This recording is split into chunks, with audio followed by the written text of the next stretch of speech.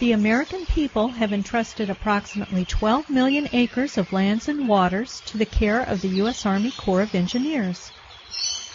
Covering 18,000 square miles, these lands and waters are located in 43 of our 50 states, close to where most Americans live, work, and play. Corps-managed lands and waters include streams, rivers, lakes, and their adjacent lands. Important in their own right, these lands and waters gain special value where they come together, at the water's edge. Through the Environmental Stewardship Program, the Corps cares for thousands of miles of land-water corridors, places that play a key role in the health of the environment Americans share with other living things. Thousands of miles of waters course their way through upland forest, bottomland woods, and across native grasslands on their journey to the sea. Along with many lakes and wetlands, these riparian areas provide life-sustaining habitat for a variety of plants and animals, including a number of endangered species. Over 70% of all land animals use riparian corridors to move between areas of food and cover. With the total shoreline around Corps lakes exceeding the entire coastline of the lower 48 states, a multitude of diverse habitat is available for birds, mammals, insects, amphibians, and reptiles.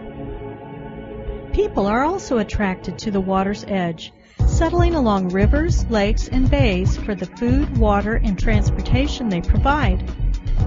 The lands and waters cared for by the Corps have become islands of green and blue in a thickening sea of humanity and activity, natural places of refuge for us all.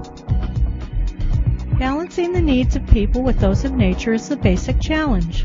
Located as they are in the midst of people living, working, and playing at the water's edge, there is constant pressure to tip the balance toward short-term interest of our growing population. Economic benefits from nature-based recreation are substantial. About 386 million visitors come to Corps Lakes each year and spend nearly $15 billion. 130 million go sightseeing. 100 million go fishing. 84 million go boating. 49 million go picnicking. 10 million go hunting. And 5 million go camping.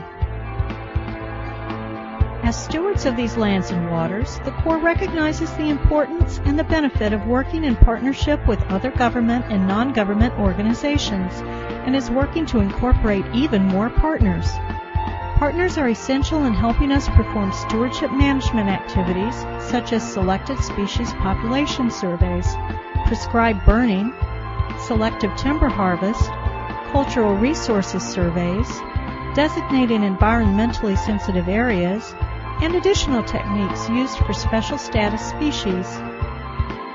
Stewardship enhances the benefits that the American people derive from our natural resources. Wisely managed lands and waters contribute to the purity of our air and water, to the fertility of our soil, and to the natural control of flooding along our rivers and streams. Care for the natural environment serves us in many ways and benefits us all. It will require collective brainpower and resources to address future challenges of caring for these natural resources.